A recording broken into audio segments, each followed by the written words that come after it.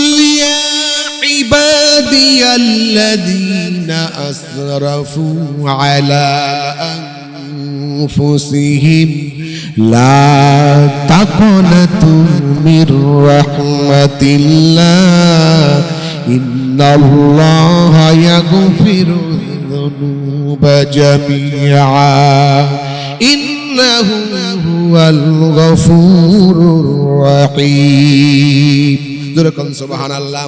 আল্লাহ পাক বলেন, হে আমার বান্দারা, যারা জুলুম করেছো, অপরাধ করেছো, পাপ করেছো, নিজেদের নফসের উপরে যারা জুলুম করেছো, অন্যায় করেছো, আমার আল্লাহর রহমত থেকে তোমরা বঞ্চিত হইও না। সুবহানাল্লাহ বিহামদি। আল্লাহর নবী একদিন বসে আছেন, এমন সময় একজন যুবক আল্লাহর নবীর সামনে এসে হুজুরকে সালাম দিলেন। নবীজি ওই যুবকের সালামের জবাব দিলেন। জবাব দেওয়ার পরে ওই যুবকটা আল্লাহর হাবিবকে বলছেন, ইয়া রাসূলুল্লাহ, ইয়া হাবিবাল্লাহ, আমি এমন একটি গুনাহ করেছি নবী গো, আমার মনে হয় এই গুনাহ আমার কোনোদিন ক্ষমা হবে না। হুজুর, আমি এমন একটি গুনাহ করেছি হুজুর, আমার মনে হয় আমার এই গুনাহ কখনো ক্ষমা হবে না। আমি যত তওবা করি, ইস্তেগফার করি, আমার গুনাহ ক্ষমা হবে না। নবীজি বলেন, ও যুবক, তুমি এমন কি গুনাহ করেছো যে গুনাহটা তোমার কালমার বিনিময়ে মাফ হবে না? নবী বলেন, এ যুবক, তুমি কি অনেক বড় গুনাহ করেছো? যুবক বলে, ইয়া রাসূলুল্লাহ, আমি অনেক বড় গুনাহ করেছি। আল্লাহর নবী বলেন, ও যুবক, সৃষ্টিকুলের চাইতে তুমি কি আরো বেশি বড় গুনাহ করেছো? বলা, হ্যাঁ। এ যুবক, সৃষ্টিকুলের চেয়েও কি তুমি বড় গুনাহ করেছো? যুবক বলে, জি হুজুর, সৃষ্টিকুলের চাইতে আমি বড় গুনাহ করেছি। আল্লাহর নবী বলেন, তুমি কি আল্লাহর আরশের চাইতে বড় গুনাহ করেছো? বলা, হ্যাঁ, আমি আল্লাহর আরশের চাইতেও আরো বড় গুনাহ করেছি। নবীজি বলেন, হাল কাতালতা নাফসান, তুমি কি কোনো মানুষ হত্যা করেছো? যুবক বলে, না হুজুর, আমি কোনো মানুষ হত্যা করে নাই। নবী বলেন, হাল আশরাকতা বিল্লাহ, তুমি কি আল্লাহর সাথে কাউকে শরীক করেছো? তুমি কি আল্লাহর সাথে শিরক করেছো? যুবক বলে, না হুজুর, আমি আল্লাহর সাথে শিরক করি নাই। নবী বলে, তাহলে তুমি কি অন্যায় করেছো, কি অপরাধ করেছো? আমি নবীর কাছে বলো। এই পৃথিবী সৃষ্টি তোমার নামের উসিলায়, এই পৃথিবী সৃষ্টি তোমার নামের উসিলায়, ও মদিনার কামলেওয়ালা সালাম তোমায়, ও মদিনার কামলেওয়ালা সালাম তোমায়। এই পৃথিবী সৃষ্টি তোমার নামের উসিলায়, বলো, এই পৃথিবী সৃষ্টি তোমার নামের উসিলায়, ও মদিনার কামলেওয়ালা সালাম তোমায়, ও মদিনার কামলেওয়ালা সালাম তোমায়। আকাশ জমিন গ্রহ চন্দ্র তারা সবই তোমারি নামের ইশারায়, আকাশ জমিন গ্রহ চন্দ্র তারা সবই তোমারি নামের ইশারায়। তোমার প্রেমে শান্তি আনে অশান্ত দরায়, তোমার নামে শান্তি আনে অশান্ত দরায়, ও মদিনার কামলেওয়ালা সালাম তোমায়, ও মদিনার কামলেওয়ালা সালাম তোমায়। এই পৃথিবীর সৃষ্টি তোমার নামের উসিলায়, এই পৃথিবীর সৃষ্টি তোমার নামের উসিলায়, ও মদিনার কামলেওয়ালা সালাম তোমায়, ও মদিনার কামলেওয়ালা সালাম তোমায়। আল্লাহর নবী ডেকে বললেন, তাহলে যুবক, তুমি কি অপরাধ করেছো বলো? যুবক বলল, ইয়া রাসূলুল্লাহ, এত বড় অপরাধ আমি করেছি বলতে আমার লজ্জা হয়। হুজুর বলে, না, তুমি বলো কি অপরাধ করেছো। এই ঘটনাটা আপনি কোথায় পাবেন আমি আপনাকে বলে দেই। তামবিহুল গাফিলিন নামক যেই কিতাব আছে, এই তামবিহুল গাফিলিন নামক কিতাবের তওবা নামক অধ্যায়, এই তওবা নামক অধ্যায়ের মধ্যে এই ঘটনাটা আপনারা পাবেন। আমার ভাইয়েরা, যুবক বলল, হুজুর, আমার কাজ হলো কাফন চুরি করা।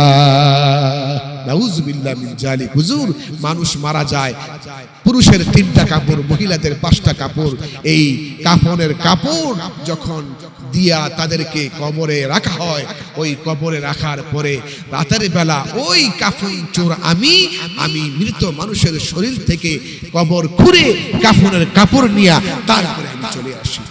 রাসূল বলে, তাই নাকি? বলে, হ্যাঁ। এত বড় অন্যায় তুমি করো বলেছি। আল্লাহ নবী বললেন, তাহলে কি হলো, কি হলো বলো। তারপরে কি হলো বলো। যুবক বলে, হুজুর, ইয়া রাসূলুল্লাহ, আমি কাফনের কাপড় বাজারে বিক্রি করে তারপরে আমার জীবিকা আমি নির্বাহ করি। হুজুর গো, মদিনাতে একটা আনসারী সুন্দরী মহিলা মারা গেছে, যুবতী মেয়ে, অবিবাহিতা যুবতী মেয়ে মারা গেছে।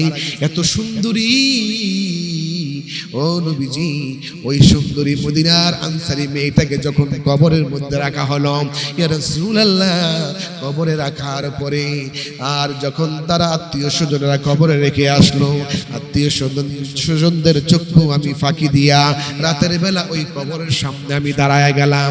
দাঁড়ায় যাইয়া কবর খুলে কবরটা খুঁড়ে তারপরে আমি 5টা কাফনের কাপড় ওই মেয়েটাকে উলঙ্গ করিয়া, যুবতী মেয়েটাকে উলঙ্গ করিয়া কাফনের কাপড় আমার হাতের মধ্যে নিলাম। নাউযুবিল্লাহ মিন যালিক। আফালা ইয়াতুবুনা ইলাল্লাহি ওয়া ইয়াস্তাগফিরুনাহু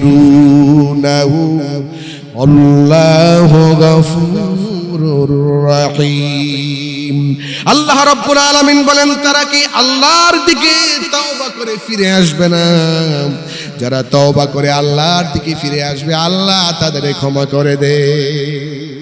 সুবহানাল্লাহ বিহামদি। ওয়া তুবু ইলাল্লাহি জামিআ ইন আইয়ুহাল মুমিনুনা লাআল্লাকুম তুফলিহুন। আল্লাহ পাক বলেন, হে দুনিয়ার মানুষেরা, তোমরা তওবা করে আল্লাহর দিকে ফিরে আসো। হে ইমানদারেরা, আশা করা যায় আল্লাহ তোমাদেরকে মাফ করে দিবে, আর তোমরা তওবা করলে সফল কাম হয়ে যাবে। ওয়া তুবু ইলাল্লাহি জামিআ আইয়ুহাল মুমিনুন লাআল্লাকুম তুফলিহুন। তোমরা তওবা করে ফিরে আসো আল্লাহর দিকে, তাহলে তোমরা সফল কাম হতে পারবে। আল্লাহর নবী বললেন, এত বড় অন্যায় তুমি করেছে বলে, হ্যাঁ হুজুর, এখানেই শেষ নয়। আমি যখন কাফনের কাপড় নিয়ে রওনা দিব, এমন সময় শয়তান আমার মাথায় বর করল। কি বলেন, শয়তান কি মরে গেছে? শয়তানের মরণ নাই। আমরা নামাজে যখন দাঁড়াই তখনও শয়তান আমাদেরকে ওয়াসওয়াসা দেয়। নামাজে দাঁড়াই, কয় রাকাত নামাজ পড়ছি খবর নাই, শয়তান ওয়াসওয়াসা দিতে থাকে, কি রে দোকানদারি করছ, দোকানের হিসাব মিলাবি না? এক দোকানদার 5টা তার দোকান, 5টা দোকান, প্রতিদিন 4 রাকাত এশার নামাজ ওই বাজারের ইমামের পেছনে পড়ে, 4 রাকাত নামাজে 5টা দোকানের হিসাব মিলায়। তো একদিন নামাজও পড়তেছে, দোকানের হিসাব মিলাইতেছে। হঠাৎ করে ইমাম সাহেব সালাম ফিরাইছে, তার দোকানের হিসাব বাকি আছে একটা। এবার ইমাম সাহেব বলতেছে, ইমাম সাহেব, আপনার নামাজ ভুল হয়েছে। ইমাম বলে, কেমনে ভুল হইল? আমি প্রতিদিন 4 রাকাত নামাজ আপনার পেছনে পড়ি, 5টা দোকানের হিসাব মিলাই। আজকে আমার দোকানের হিসাব বাকি আছে একটা। আপনার নামাজের সালাম ফিরাইছেন, আপনার নামাজ 4 রাকাত হয় নাই, 3 রাকাত হয়েছে, কারণ আমার দোকানের হিসাব একটা মিলাইতে বাকি আছে। নাউযুবিল্লাহ মিন যালিক। এবার দেখেন, এগুলা কি নামাজ? শয়তান যে কোনো সময় আপনাকে আমাকে ওয়াসওয়াসা দিতে পারে। যুবক বলে, হুজুর, আমি যখন কাফনের কাপড় নিয়ে আসবো, শয়তান আমার মাথার উপরে ভর করে বলল, কিরে, এত সুন্দরী একটা মেয়ে তোর সামনে, তুই কি তার সাথে জিনা করবি না, অপকর্ম করবি না? ইয়া রাসূলুল্লাহ, ইয়া হাবিবাল্লাহ, শয়তান যখন আমাকে ওয়াসওয়াসা দিতে লাগলো, তখনই আমার শরীরের মধ্যে কাম ভাব সৃষ্টি হলো। শয়তান বলল তুই ইচ্ছা করলে বিশ্ব সুন্দরীর সাথে তোর যৌবনের স্বাদ মিঠাইয়া নিতে পারোস, তুই ইচ্ছা করলে এই কাজটা করতে পারোস, কেউ তোরে বাধা দিবে না। ইয়া রাসূলুল্লাহ, আমি টর্চ লাইট মারিয়া দেখি এত সুন্দরী মহিলা জীবনে কোনোদিন আমি দেখি নাই। আমি শয়তানের ফেরে পড়ে ওই মৃত এই সুন্দরী যুবতী আল্লাহ নবী গো অবিবাহিতা এই নারীর সঙ্গে মৃত মহিলার সাথে মরা লাশের সাথে আমি অপকর্ম করলাম, জিনা করলাম। ইয়া রাসূলুল্লাহ, জিনা করার পরে অপকর্ম করার পরে যখন আমি আমার চাহিদা পূরণ করে যখন দাঁড়াইলাম, দাঁড়ানোর পরে কাফনের কাপড় নিয়ে যখন আমি একটা রওনা করব দূর মারব, এমন সময় মনে হয় যেন ওই মেয়েটা আমাকে দেখে দেখে বলতেছেন, আরে না ফরমান, আরে চরিত্রহীন লম্পট, তুই কি করলি? আমার আত্মীয় স্বজনেরা আমি মারা যাওয়ার পরে আমাকে পাক সাফ করে পুতু পবিত্র করে গোসল করায়া কবরের মধ্যে আমার কাপড় পরায়া আমাকে পাক পবিত্র অবস্থায় কবরের মধ্যে রেখে দিয়া গেল, আর তুই আমাকে উলঙ্গ করে হাজার হাজার এই কবরবাসীর সামনে আমার সাথে অপকর্ম করলি।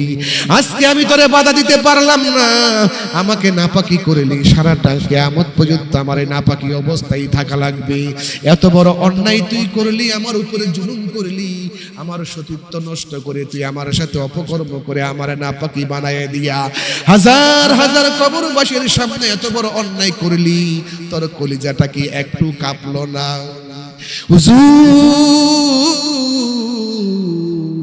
আমার কানে এই আওয়াজ যখন আসতেছে আমি কাফনের কাপড় ফালাইয়া দিলাম, কাপড়ের কাপড় ফেলে দিয়ে আমার শরীর থরথর করে কাঁপতেছে। আমি একটা দৌড় মারলাম, হুজুর আমি দৌড় মেরে চলে আসলাম নবী গো। আর এখন আপনার কাছে আসিয়া আমি বললাম, নবী বলেন আমার উপায় হবে কি? আমি কত বড় অন্যায় করেছি। নবী বলে, তোমার অন্যায়টা তো আসলেই অনেক বড় অন্যায়, অনেক বড় অপরাধ। নবীজির কাছে এই কথা শোনার পরে যুবক আবার একটা দৌড় মারলেন, দৌড় মেরে কাঁদতে কাঁদতে কাঁদতে কাঁদতে একেবারে সবচেয়ে বড় পাহাড় মক্কা মদিনার সবচেয়ে যেই বড় পাহাড়ের চূড়ায় যাইয়া যুবক কাঁদতে লাগলেন। কাঁদতে কাঁদতে চোখের পানির পরিবর্তে রক্ত বের হচ্ছে। সুবহানাল্লাহ বিহামদিহি। আল্লাহর নবী আর যুবকের কোনো খবর রাখলেন না। 40 দিন হয়ে গেল, পাহাড়ের চূড়ায় যাইয়া যুবক কান্দে, আল্লাহ এর থেকে যদি কোনো উঁচু পাহাড় থাকতো সেখানে উঠেও আমি তোমার কাছে ক্ষমা চাইতাম, তোমার কাছে মাপ চাইতাম। আল্লাহ তুমি আমারে মাফ করে দাও, ক্ষমা করে দাও। 40 দিন পরে হযরতে জিবরাইল আমার নবীর কাছে আসলেন, এসে নবীকে সালাম দিয়া বলেন, ইয়া রাসূলুল্লাহ, ইয়া হাবিবাল্লাহ, আল্লাহ আপনাকে সালাম দিয়েছে। ইন্নাল্লাহা ইয়াকরাউকা সালাম, আল্লাহ সালাম দিয়েছে, আমিও সালাম দিলাম। ইয়া রাসূলুল্লাহ, আল্লাহ 3টা প্রশ্ন আপনাকে করেছে। নবী গো আপনি বলেন তো, এই পৃথিবীতে যত প্রাণী আছে সব প্রাণীকে কে সৃষ্টি করেছে? আল্লাহর নবী বলেন, এই পৃথিবীতে যত প্রাণী আছে সব প্রাণী সৃষ্টি করেছেন আল্লাহ, এমনকি আমাকেও সৃষ্টি করেছেন আমার আল্লাহ। ইয়া রাসূলুল্লাহ, 2 নম্বর প্রশ্ন হলো, এই পৃথিবীতে যত প্রাণী আছে সব প্রাণীর রিজিক দাতা কে? নবীজি বলে, সকল প্রাণীর রিজিক দাতা আল্লাহ, এমনকি আমারও রিজিক দাতা আল্লাহ। হযরত রাসূল পাককে জিবরাইল বলে, ইয়া রাসূলুল্লাহ, এই তামাম পৃথিবীর মাখলুককে অন্যায় করলে ক্ষমা করে কে? নবীজি বলে, ক্ষমা করে আমার আল্লাহ।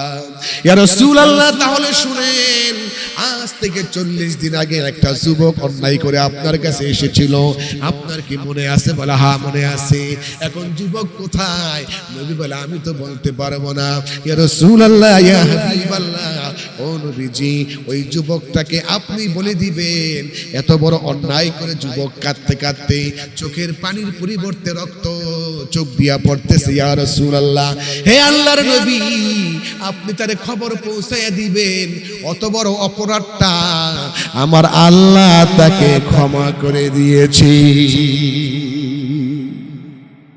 আমার ভাইরা, যত বড় অন্যায় আপনি করেন না কেন, খালেস নিয়তে আল্লাহর কাছে আপনি তওবা করে ক্ষমা চাইবেন। শিরকের গুনাহ ছাড়া, মাতা পিতার অবাধ্যের গুনাহ ছাড়া, মানুষের হক নষ্ট করার গুনাহ ছাড়া সব গুনাহ আল্লাহ মাফ করে